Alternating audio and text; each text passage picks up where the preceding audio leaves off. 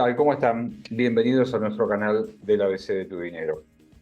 Hoy vamos a hablar nuevamente del tema dividendos de acciones, tanto de acciones locales, las que se negocian en el mercado de tu país, como aquellas acciones en las que vos podés participar a través, por ejemplo, de instrumentos como los CDA, ¿no? Que son representativos de acciones, pero que no son acciones que cotizan en el mercado local, sino que cotizan en el mercado americano. ¿Qué queremos ver y repasar? Bueno, algunos temas que tienen que ver con las políticas de dividendos, en qué consisten, cómo afectan el precio de la acción, y también la conducta tuya como inversor respecto del tratamiento que le das a los dividendos, ¿no? En tu flujo financiero, ¿no? Ese es el propósito de este encuentro, en un momento donde creo que el inversor, como decíamos, en las inversiones más, los perfiles más tradicionales, están buscando alternativas, ¿sí? Y aquellas alternativas que de alguna forma pueden estar vinculadas al mercado de capitales empiezan por lo menos a aparecer en el radar y en la consideración, ya digo, de los posibles o potenciales inversores. Así que vamos a compartir, como hacemos siempre, la presentación que nos sirve de guía para ir avanzando en el tema. Eh, Vamos a hablar de CDRs, vamos a hablar de acciones y vamos a hablar de esto, ¿no? Dividendos. ¿Y qué medimos nosotros, no? Porque a la hora de pensar las inversiones, pensamos a veces en el flujo de fondos que nos va generando nosotros, ¿no? Cuando invertimos, por ejemplo, en un bono, ese bono tiene un tiempo de amortización y tiene un tiempo que paga renta, ¿no? Los intereses, y bueno, eso va generando a lo largo de la vida del título un flujo. Y también está el rendimiento simultáneamente. Y las conductas que adoptemos nosotros como inversores, de alguna forma también van a ir condicionando o permitiéndonos enfocarnos de un modo más o menos preciso en uno u otro enfoque. ¿Buscamos el flujo o buscamos el rendimiento? Si pensamos en las acciones, ¿no?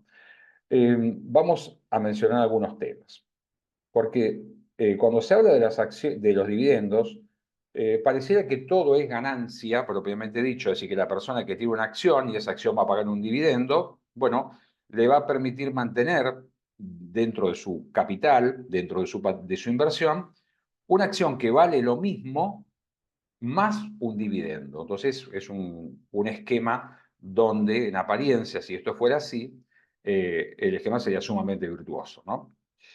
Tenemos entonces la cotización de una acción que puede tener esa compañía una política, ¿no? Esto sabemos que hay países, eh, hay que ver en cada uno de los casos, donde las empresas tienen una mayor presencia en los mercados, donde uno puede comprar y vender acciones de compañías y tienen políticas predeterminadas, no solamente a veces en el modo de remunerar las acciones a través de los dividendos, sino también las frecuencias, es decir, cada cuánto pagan, ¿no? Lo hacen de manera trimestral, semestral, una vez al año, etc. Entonces, el primer punto que tenemos que tener presente es que una acción que va a pagar un dividendo dentro del precio que tiene esa acción, ¿no? Al cual cotiza, está contemplado que va a pagar, que va a pagar algo más en un futuro. Entonces, eso hay que tenerlo presente, es decir, que esa posible suba que uno empieza a observar, si no hay cambios en ningún otro factor, ¿no? En el valor de una acción, está reflejando no un progreso, una mejora en los resultados o los rendimientos de la compañía, sino que está reflejando que va a haber en un futuro cercano un pago extra, que es el dividendo. El dividendo no es ni más ni menos que las ganancias que obtiene una compañía y que decide una parte, ¿sí? Repartirla, sacarla del patrimonio y distribuirla entre sus accionistas. Es decir, que en general esto es un resultado como que es consecuencia, como decimos, de la ganancia. Y ese precio, como decíamos, de cotización de ese título refleja, va mostrando la proximidad o la lejanía del pago del dividendo. Cuando nosotros invertimos en acciones, estamos en general apuntando en dos direcciones, ¿no? Por un lado, que el valor de la acción aumente, y eso es lo que nos permite a nosotros, como diferencia entre lo que pusimos originariamente y el valor que tiene, por ejemplo, al momento de vender, uno puede obtener una ganancia de capital, la diferencia de precio. Y además, el tema de los dividendos, ¿no? Son dos resultados que pueden quedar en poder del inversor. Ahora, cuando nosotros decimos flujo o rendimiento, uno piensa que si el propósito de la inversión es una inversión de mediano a largo plazo y pensamos que a través de esa inversión nosotros vamos a ser capaces de ir generando lo que se llaman ingresos pasivos, bueno, ahí hay un cambio de conducta o un factor que te va a condicionar a vos respecto de qué hacer con esos dividendos y qué mirar finalmente de esos dividendos.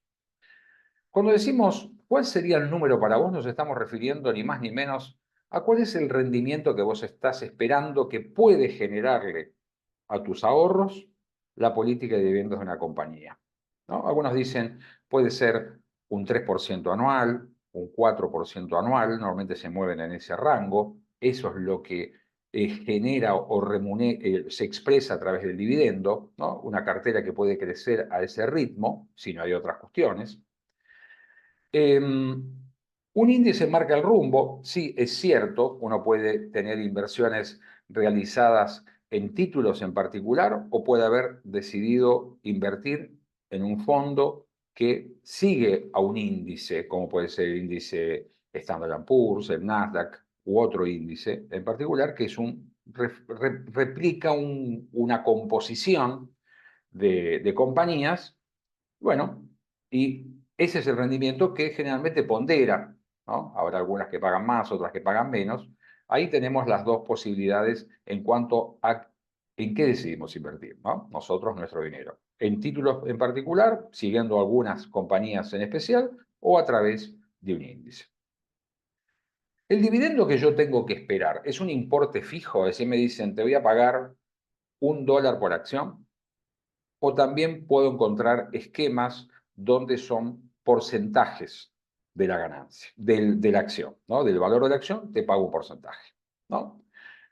Y tenemos estos esquemas, ¿no? No esperemos distribuciones abismales de dividendos que de golpe a vos te brinden un nivel de liquidez, que es un aspecto que uno toma muchas veces en cuenta a la hora de pensar en la colocación en acciones. De vuelta, flujo, ¿no? Flujo, liquidez, etcétera, contar con los recursos líquidos en tu poder, no tener que vender y recibir un ingreso.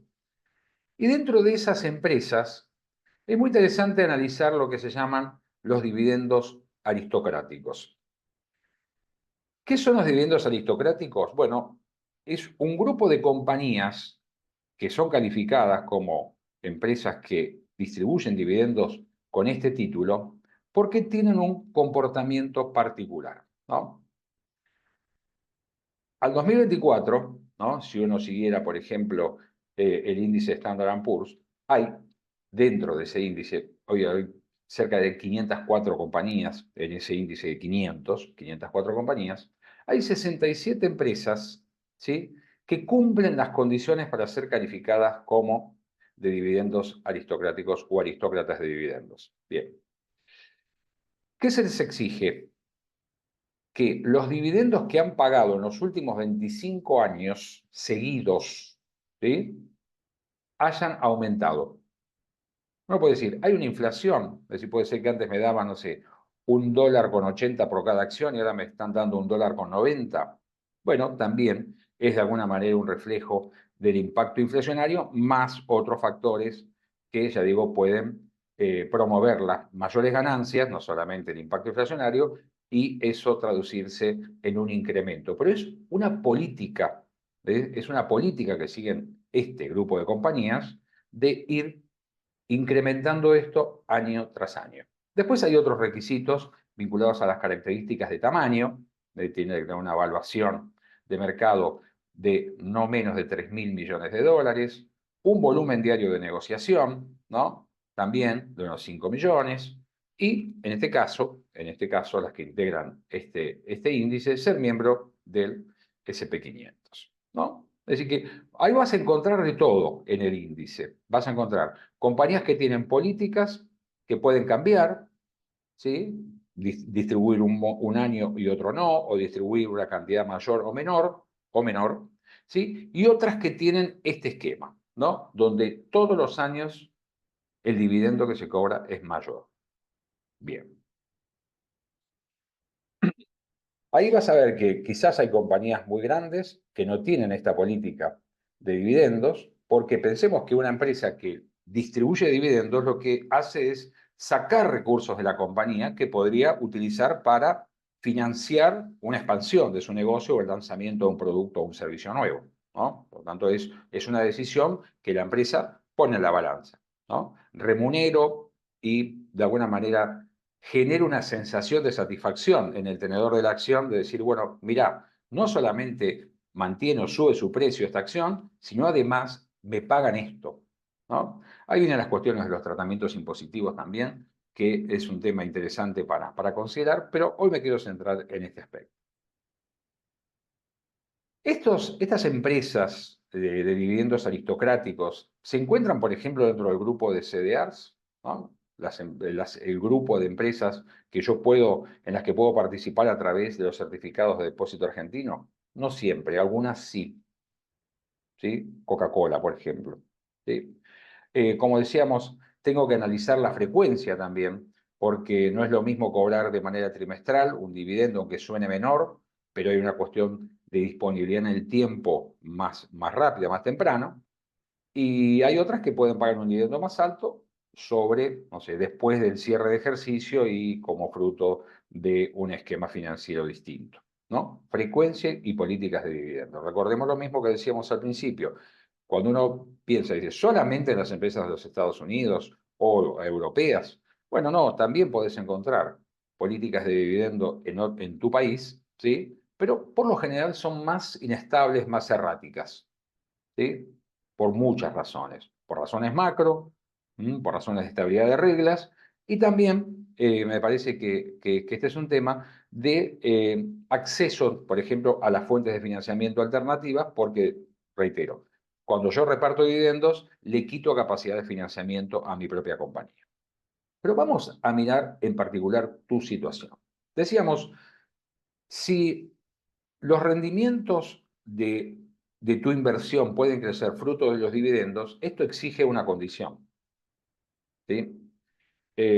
¿Cuál es la condición? Si yo los dividendos los recibo y los gasto, me los consumo, ¿no? Porque forman parte de mi estrategia de esquemas de ingresos pasivos, no puedo pensar en que esos dividendos van a generar una futura rentabilidad. Si por el contrario esos dividendos los vuelvo a invertir en ese índice o en la misma compañía o en otra compañía, ¿sí? Bueno, ahí ya estoy en un fenómeno similar a lo que llamaríamos al interés compuesto, a la capitalización de esos dividendos. Y eso hace que, obviamente, no los puedas tocar, no puedas disponer, consumirlos, pero si te fijaste un horizonte para formar un capital, es un elemento adicional que contribuye, más allá de los aportes que vos puedas seguir haciendo para aumentar la masa de tu capital, es un elemento que, digo, ayuda a incrementar y a mejorar la tasa de capitalización total de tu inversión. Así que ese es un tema a analizar. Hacemos cuentas, como decíamos, flujo o rendimiento, o flujo y rendimiento. ¿Qué hacemos? ¿Cuál es tu capital? Es decir, ¿de qué monto hablas? Está claro que si uno tiene $10.000 no va a poder tener ingresos pasivos con una inversión de $10.000. Pero, como decimos siempre, si empezamos a ahorrar a una edad más temprana con menores esfuerzos y tenemos una política más constante en cuanto a la capitalización de los resultados o los dividendos, en este caso, que se van cobrando, bueno, el monto de capital va a ser mayor, ¿no? Va a crecer a una velocidad mayor.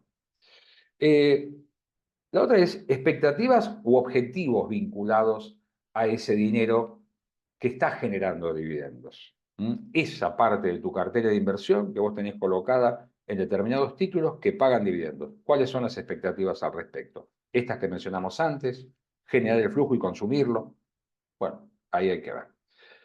Y por eso también en los cálculos que uno hace de la conformación de un capital y las estimaciones que puede hacer en algún momento de cuál puede ser la renta que reciba vinculada a ese capital, que puede contener acciones, bonos, etcétera, lo que uno decida que integra esa inversión, va a definir también cuánto es lo que podés esperar de ingreso para así un día, claramente, cuando vos consideres que conformaste el capital necesario y es el momento de utilizar esos recursos para complementar ingresos, por ejemplo, jubilatorios, bueno, cuando vos vayas calculando eso y en función del comportamiento de tu inversión, ahí vas a poder decidir un cambio de rumbo y decir, bueno, llegó el momento de consumir el 50%, consumir la totalidad, lo que uno considere necesario. En eso juegan mucho lo que llamamos nosotros las expectativas de vida y el horizonte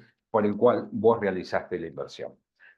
Entonces, hay una mirada, si queremos llamar así, emocional de los dividendos. Hay que tener presente esto, que uno puede ver que el precio de una acción que paga dividendos, después de que paga el dividendo, el precio de la acción baja. Y no es porque los resultados fueron peores, sino porque se sabía que iba a haber un pago de dividendos y eso hacía que el valor de la acción tuviera un premio extra por un tiempo determinado. Pero estas cuestiones, ya digo, forman parte de una decisión más grande, que es la decisión de la formación del capital, la capitalización de los rendimientos o los flujos intermedios que se van generando. Me parece que por ahí uno puede entender un poco más y no caer en una mirada romántica, si queremos llamar así, o mágica de lo que pueden aportar los dividendos de compañías. Un elemento que seguramente tomaremos en cuenta a la hora de seleccionar tal o cual activo o índice. Les agradecemos que nos sigan, se suscriban al canal, compartan los contenidos, les den me gusta y que también, ya digo, seamos capaces de ir conformando esa comunidad de personas que a través de la educación financiera pueden ver mejores resultados en sus finanzas personales. Muchísimas gracias.